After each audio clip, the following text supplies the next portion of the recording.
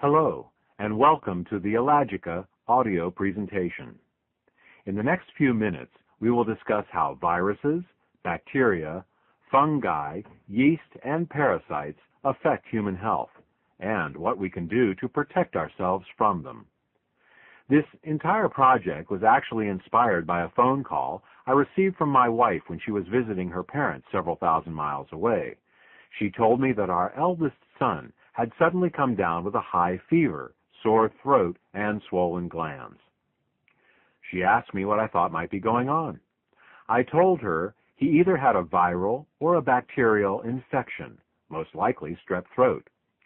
She asked if there was any treatment she could get at the health food store, as we don't like giving antibiotics in our family except as a last resort. I told her that in my experience, there was nothing that really worked well for either viruses or bacteria that could be found in health food stores. There were plenty of products that increased the strength of the immune response to infection, but nothing that really directly attacked the infections themselves. Well, why not get something that would increase the strength of his immune system, she asked. Our son had a fine immune system, I assured her, and the presence of whatever infection he had was certainly already stimulating a very powerful immune response.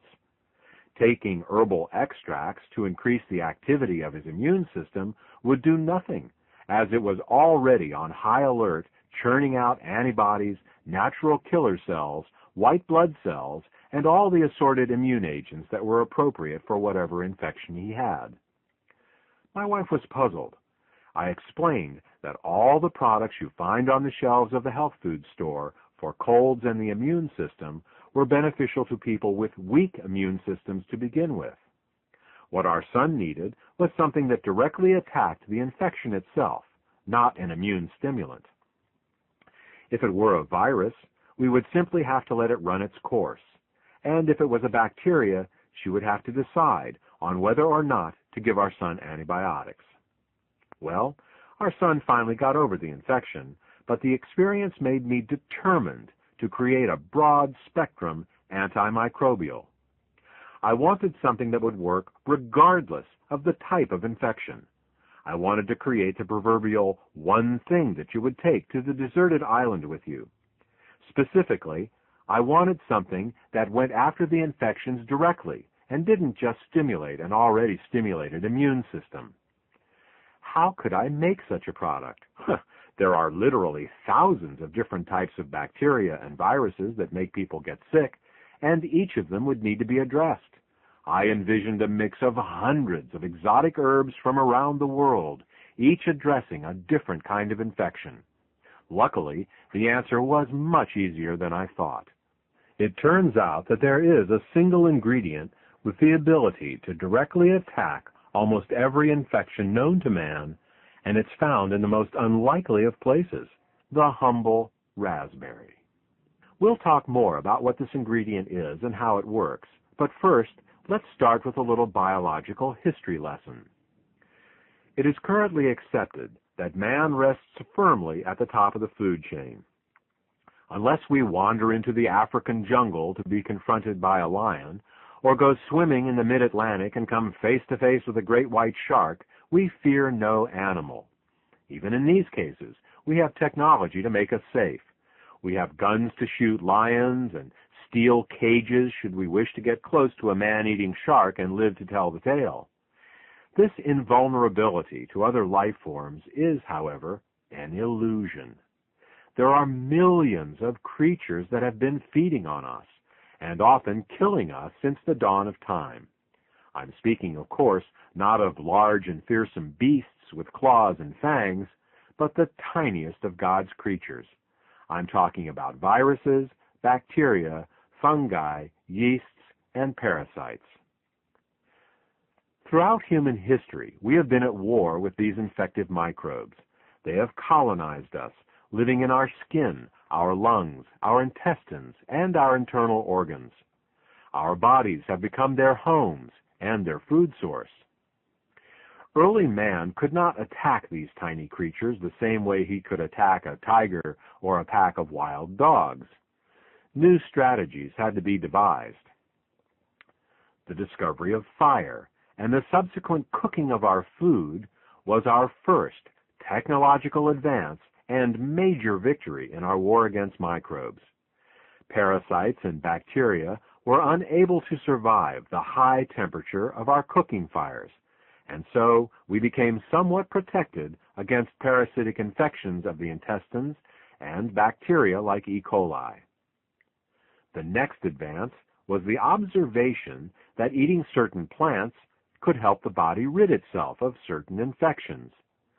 This body of knowledge was first learned by watching what plants sick animals would eat to regain their own health, and represents the true origins of modern medicine. The next advance was the domestication of cats. Cats helped us by hunting down the rats and mice that were attracted to the food and garbage of our settlements. In communities where cats were unknown, rat and mouse populations grew unchecked and were impossible to eradicate. The rats and mice themselves were not the problem. Certainly they were a nuisance, but the real danger they represented came from the infections they carried. In 1347, the Black Plague, a disease carried by rats and mice, killed 1/3 of the population of Europe. Better sanitation, plumbing, and refrigeration were the next major advances in our war against microbes. Piles of garbage in early human settlements attracted swarms of flies and other disease-carrying insects. Instead of human waste and refuse being thrown out of the window onto the streets, indoor plumbing and garbage removal services were instituted. This resulted in a decrease in the number of these disease-carrying insects in and around our homes and places of work. Hot and cold running water made clothes and bedding easier to wash on a more regular basis, minimizing the mites and molds that made our blankets their staging ground for a nightly assault on our skin. Finally, refrigeration, first through the use of river ice, then dry ice, and finally modern refrigeration systems, slowed the growth of mold and bacteria on our food. All of these advances moved us forward. The most recent major advance was, of course, the discovery of antibiotics by Alexander Fleming in 1929. By observing that certain molds killed certain bacteria, he was able to discover penicillin. This led to both a deeper understanding of bacteria in general and also to an entire industry dedicated to searching out new and more effective ways to kill bacteria. We've come a long way in our understanding of microbes and our abilities to deal with them. Modern man lives in a mostly disease-free state. Still, the question remains, can we do better? Can we decrease the number of and severity of childhood infections? Can we prevent or shorten the length of the common cold? Can we rid ourselves of the chronic infections that make their homes in us? Can we finally win the war against microbes that was started so long? Let's look at the different kinds of microbes we face and see what can be done about them. The four major classes of infections are viruses, bacteria, fungi and yeast, and parasites.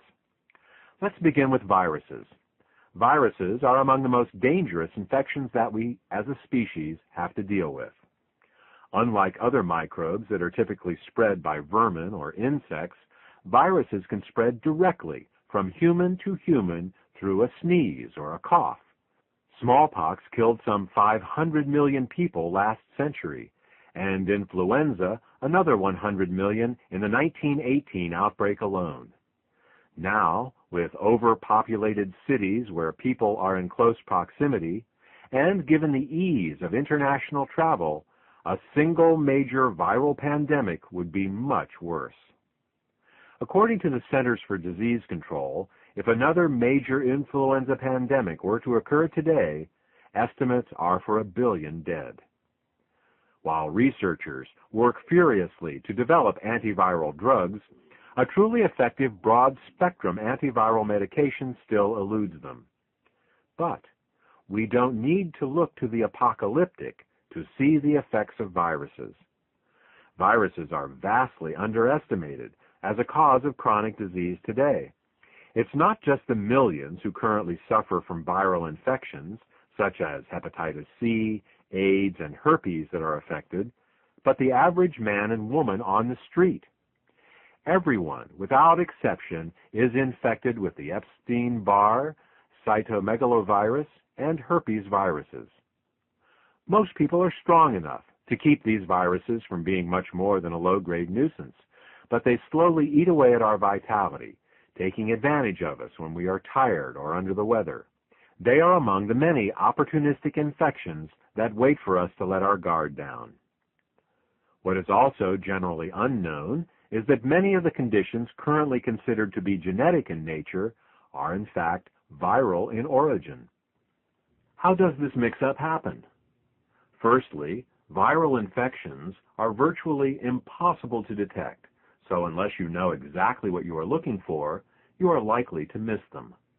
Secondly, viral infections also have the ability to cause genetic mutations in our DNA.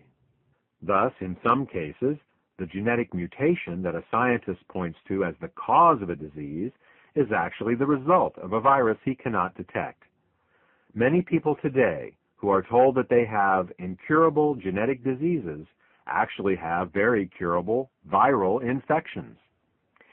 If you are dealing with a disease of unknown or genetic origin, or are just feeling run down, odds are you're dealing with a virus. Even though modern medicine has yet to come up with a truly effective broad-spectrum antiviral medication, there is a natural way to directly attack viruses. First, you need to understand a little bit about how viruses work. Unlike all other life forms, viruses are unable to reproduce on their own.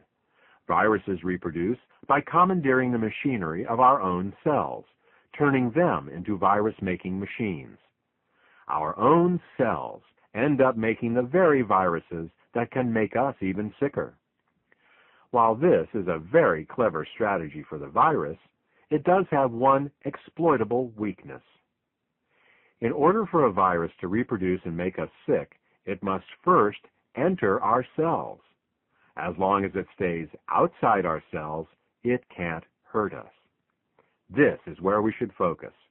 How can we keep a virus from entering our cells in the first place? It turns out that many viruses use an enzyme called integrase to get inside of our cells.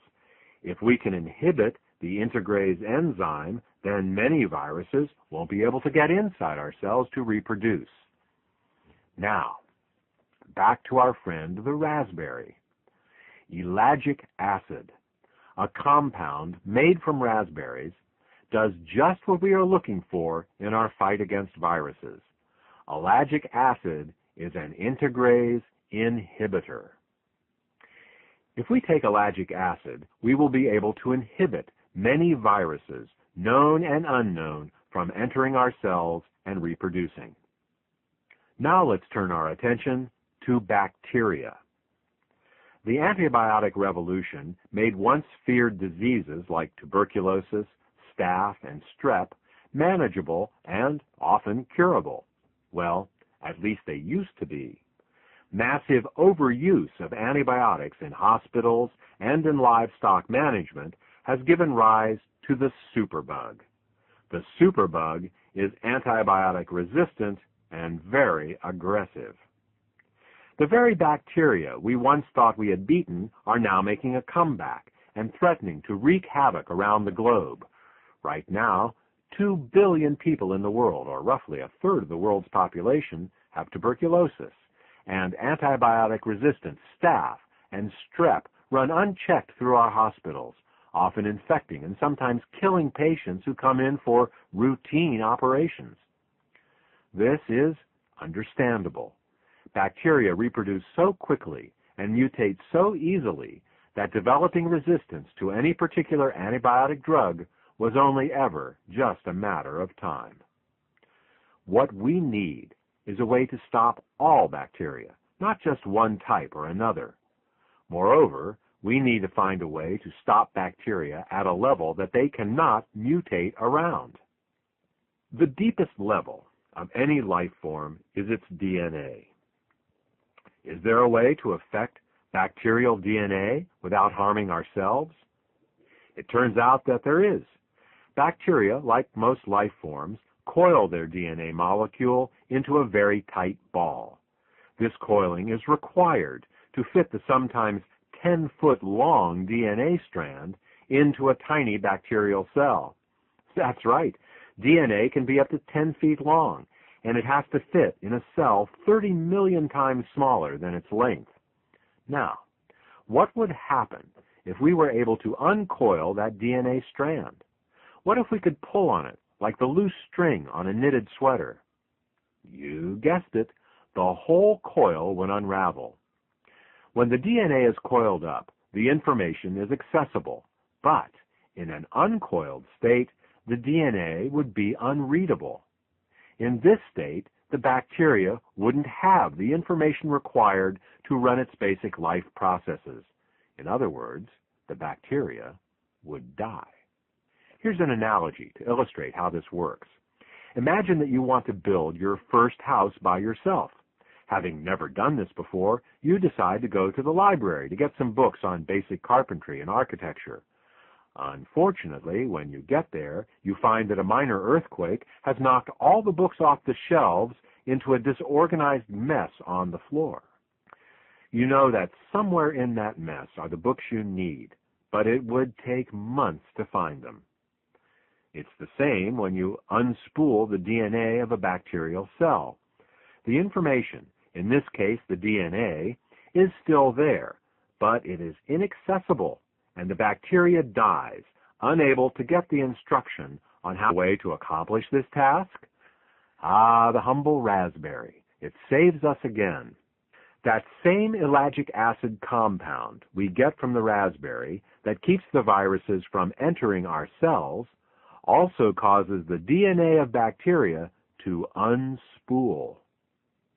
It turns out that all bacteria use an enzyme called gyrase to keep their DNA coiled, and ellagic acid inhibits this enzyme. Unlike antibiotics that only work on specific types of bacteria, ellagic acid inhibits all types of bacteria. Furthermore, since gyrase is not a human enzyme, inhibiting it is harmless to us. Now let's turn our attention to fungi and yeast. When people are infected with these microorganisms, they are literally molding, like a piece of bread or cheese left in the cupboard too long. Molds have been only a minor annoyance in the past 50 years, limiting themselves to ruining grain harvests and the occasional toenail infection. But times are changing. Toxic molds now commonly colonize houses and work environments, getting into walls and ceilings and ventilation systems. These molds can then transition into our lungs, where they may be impossible to eradicate. Chronic intestinal, fungal, and yeast infections are also on the rise. These intestinal infections bore holes in the mucosal membrane of the intestines, allowing undigested proteins to enter into the bloodstream, where allergic reactions ensue. Modern medicine has antifungal and anti-yeast medications, but the problem is that many of these are toxic to the liver and other organs. What would be useful is a way to attack these fungal and yeast infections without hurting our own cells. Is there some part of the life cycle of these two types of infections that we can inhibit without hurting ourselves? Well, it turns out that the same ellagic acid that stops viruses from entering our cells and causes bacteria to unravel their DNA also inhibits a key pathway in the life cycle of fungi and yeast. Fungi and yeast are types of plants, and so have a different type of cell wall than we do. Whereas our cell walls are made up of proteins and fats and are soft and pliable, their cell walls are made up of sugars, one of which is called chitin. This chitin is made with the help of an enzyme called chitin synthase 2, and fortunately for us, ellagic acid inhibits it. Without the ability to produce chitin, fungi and yeast cannot grow or reproduce, and given time, will die. And unlike common antifungal and anti-yeast drugs, ellagic acid has no known toxicity to our own cells. Since chitin synthase 2 is not a human enzyme, inhibiting it is harmless to us. The last type of infection to address is that of parasites. Many think that only third world inhabitants are at risk for parasites, but in fact, virtually everyone has some degree of parasitic infestation. Going to restaurants, owning animals, or traveling abroad virtually guarantees some degree of parasitic infestation. For the most part, parasites are happy to sit in your intestines and internal organs and slowly suck your blood.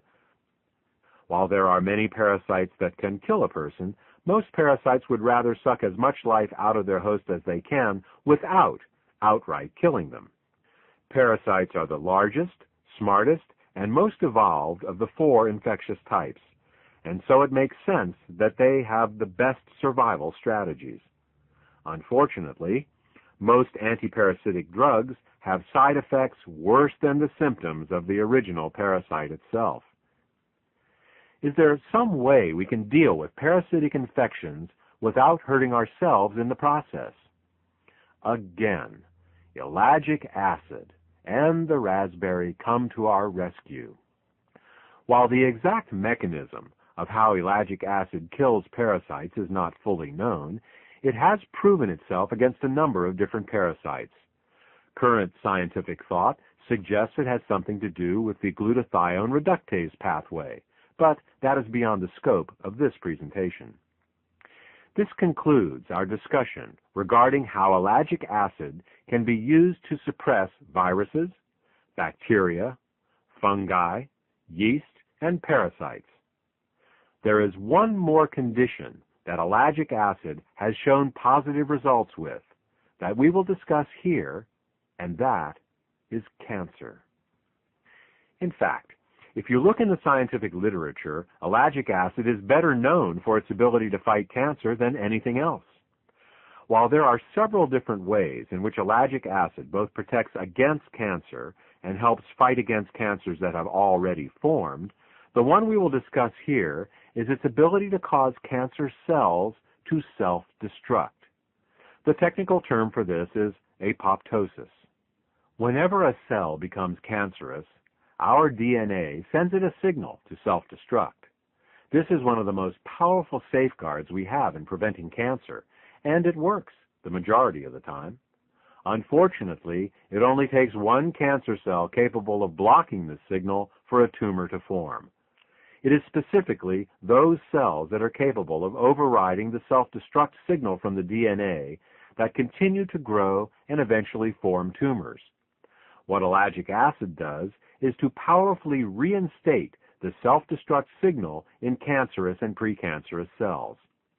Unlike chemotherapy, which damages healthy and cancerous cells alike, apoptosis, or cell self-destruction, only applies to cancer cells and other damaged cells that are no longer useful or safe to have in the body. There are other ways in which ellagic acid supports the body in dealing with cancer, including protecting our DNA from mutagenic chemicals, causing the growth cycle arrest of cancer cells, and protecting the cellular regulatory gene p53, but again, these are beyond the scope of this presentation. Ellagic acid is truly a remarkable compound. It inhibits viruses, bacteria, fungi, yeast, and parasites. It helps support the body in its fight against cancer. Ellagic acid is truly the one thing you would take with you to the proverbial deserted island. I hope this information has been useful for you. For more information about ellagic acid, or to order Ellagica, a USP-grade ellagic acid supplement, contact the healthcare provider who gave